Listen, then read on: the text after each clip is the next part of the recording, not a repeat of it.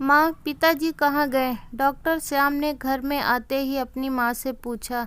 श्याम की माताजी बोली, पता नहीं बेटे, देखो लाइब्रेरी में होंगे। तभी श्याम की पत्नी सोनाक्षी बोली, आपने आज बहुत गुस्सा कर दिया पिताजी के ऊपर। बूढ़े हो गए हैं, उनकी उम्र का तो ख्याल किया करो। डॉक्टर श्याम, बूढ़े हो गए तो क्या हुआ, हरकतें तो बच्चों जैसी करते हैं। बच्चों के साथ वीडियो गेम खेल रहे थे और शोर मचा रहे थे। इतना भी ख्याल नहीं है कि घर में कुछ लोग आए हुए हैं। डॉक्टर श्याम बड़बड़ाते हुए लाइब्रेरी में चले जाते हैं। वहां जाकर देखते हैं कि पिताजी की डायरी खुली हुई है और हवा में पन्ने फड़फड़ा रहे हैं। डॉक्टर श्याम मन ही मन बोलते हैं, देखो डायरी भी खुला छोड़ दिया है, फट जाएगी। ऐसा बोलकर डायरी समेटने लगते हैं। ऐसे तो दूसरे की डायरी पढ़ना मैनर्स के खिलाफ होता है, लेकिन उनमें अपना नाम पढ़कर उत्सुकता से वे डायरी लेकर वहीं चेयर पर बैठकर पढ़ने लगते हैं। जानते हो बेटे, जब तुम पहली बार इस दुनिया में आए थे तो ना जाने कितने ख्वाब इन आँखों में सज गए थे। जब तू माँ के सीने से लगकर दूध पीता था तो मैं चुपके से देखा करता था। घंटों अपने पेट पर सुलाकर रखता था। सारा वात्सल लुटा देना चाहता था तुझ पर। लेकिन वो क्या है ना कि पिता बनने के साथ साथ कई जिम्मेदारियां भी आ गई थी इन कंधों पर। तुम्हारी हर ज़रूरत पूरी करने की जिम्मेदारी, तुम्हें समाज में कामयाब बनाने की जिम्मेदारी, तुम्हें अनुशासित रखने की जिम्मेदारी, तुम्हें मजबूत बनाने की जिम्मेदारी, ताकि तू कदम से कदम मिलाकर इस दुनिया के साथ चल सके। इन सारी जिम्मेदारियों को निभाते निभाते एक पिता कब अपने कोमल भावनाओं के ऊपर एक कठोर आवरण ओढ़ लेता है, ये तो उसे खुद भी नहीं पता चलता। जानते हो बेटे, मुझे जलन होती थी तुम्हारी माँ से।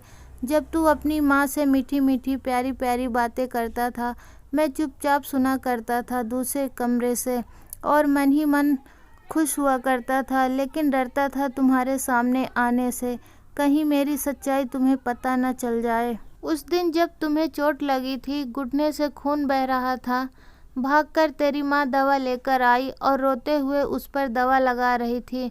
मैं भी भागकर आया था, लेकिन तुझे देखकर अपना सिर घुमा लिया था मैंने। तुम्हें लगा था कि मुझे तकलीफ नहीं हुई। ऐसा नहीं था मेरा बच्चा, बहुत तकलीफ हुई थी। तू तो मेरे कलेजे का टुकड़ा है और चोट मेरे कलेजे को लगी थी। आंखों से आंसू आ गए थे मेरे, कहीं तू मेरे आंसू देख ना ले, इसलिए अपना सिर घुमा लिया था मैंने। क्योंकि तुझे तो अभी कई बार गिरना था, गिरकर उठना था, ऐसे कई चोटों का सामना करना था तुझे। तू मेरी आंखों में आंसू देखकर कमज़ोर न बन जाए, इसलिए तुम्हें मजबूत जो बनाना था। और उस दिन जिस दिन तुझसे एक एक रुपए का हिसाब मांगा था, ऐसा नहीं था रे पगले कि मुझे तुझ पर विश्वास नहीं था। मुझे तुझ पर विश्वास था, तभी तो पैसे देकर बाजार भेजा था। मैं तो तुझे पैसे का मोल सिखा रहा था, तू कहीं पैसे गलत जगह ना खर्च करे। मुझे फिक्र थी तुम्हारी, बस इसलिए हिसाब। और उस दिन जब दोस्तों के साथ पार्टी करने के लिए पैसे मांगे थे तूने और मैंने मना कर दिया था, फिर तेरी माँ ने तुझे पैसे दिए थे पार्टी करने के लिए, इसलिए तो तेरी माँ से कभी उन पैसों का हिसाब नहीं मांगा मैंने। फिर भी तेरी फिक्र थी मुझे कि कहीं तू गलत दोस्तों के साथ गलत संगति में ना पड़ जाए, इसलिए तेरे पीछे पीछे गया। तू दोस्तों के साथ खूब मस्ती कर रहा था, झूम झूम कर नाच रहा था। मेरा भी मन किया आज सारे बंधन तोड़कर तेरे साथ खूब मस्ती करूं, मन भर के नाचूं गाऊं, लेकिन उस दिन भी रोक लिया मैंने खुद को। सोचा पहले तू एक कामयाब इंसान बन जाए, फिर तेरे साथ खूब मस्ती करूंगा, ढेर सारी बातें करूंगा। इसलिए दूर से ही तुझ में अपनी जवानी जीकर आ गया मैं। आज तू एक कामयाब इंसान बन गया, सफलता तेरी कदम चूम रही है, लेकिन मैं ना रहा, क्योंकि मैं दादा बन गया और तू भी नहीं रहा। तू भी एक पिता बन गया है, एक जिम्मेदार इंसान। घर की जिम्मेदारी, बच्चों की जिम्मेदारी, समाज की जिम्मेदारी। मैं हर परिस्थिति में तुम्हारी स्थिति को समझता हूँ, लेकिन तुम्हें मेरी स्थिति को समझने में थोड़ी देर लगती है। यही दूरी तो है एक पिता और पुत्र के बीच की दूरी। और क्या लिखूं मैं मेरे बच्चे, अंत में मैं बस इतना लिखूंगा कि तुझे मैंने तेरी माँ की तरह अपने शरीर के अंदर से नहीं निकाला, लेकिन तू मेरा अंश है। जिस दिन तू इस दुनिया में आया, मैं तेरे अंदर जीने लगा। तेरे चेहरे पर खुशी देखकर अपनी सारी थकान भूल गया। तेरे बचपने में अपना बचपन जीने लगा। तेरे चेहरे पर सुकून देख के अपनी सारी मुश्किलें भूल गया। तेरे जवानी में अपनी जवानी जीने लगा। तू आज भी मेरी स्थिति नहीं समझ रहा है, लेकिन मैं तेरी स्थिति को अच्छी तरह से समझता हूँ। जब तू ये बोलता है कि पिताजी आप तो बच्चों के साथ बच्चे बन गए हैं, तब मुझे हंसी आ जाती है। तू मेरी इस स्थिति को भी नहीं समझेगा। जब तू दादा बन जाएगा, लेकिन तब शायद मैं इस दुनिया में नहीं रहूँगा। इतना पढ़कर डॉक्टर श्याम की आंखों के सामने बचपन से पिताजी के साथ बिताए सारे पल एक चलचित्र की भांति घूमने लगा। उनके आंखों में आंसू आ गए। तभी डॉक्टर श्याम को सोनाक्षी की आवाज़ सुनाई पड़ी। डॉक्टर श्याम ने पीछे मुड़कर देखा। उनकी माँ और सोनाक्षी खड़ी थी।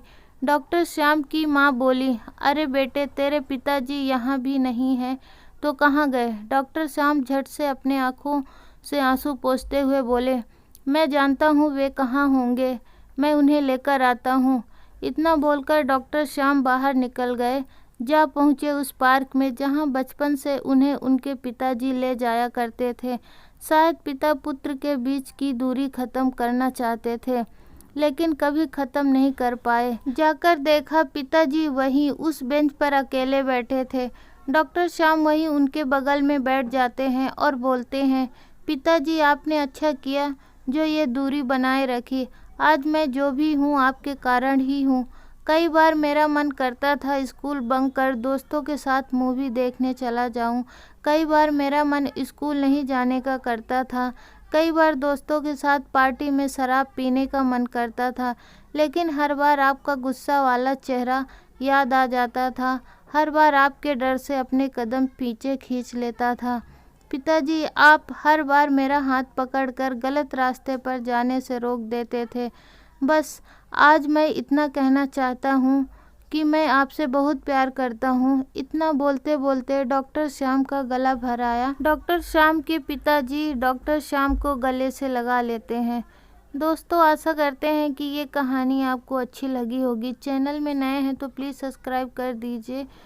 कहानी अच्छी लगी हो तो वीडियो को लाइक कर दीजिए। अब मिलेंगे नई कहानी नई वीडियो के साथ, तब तक के लिए जय हिंद।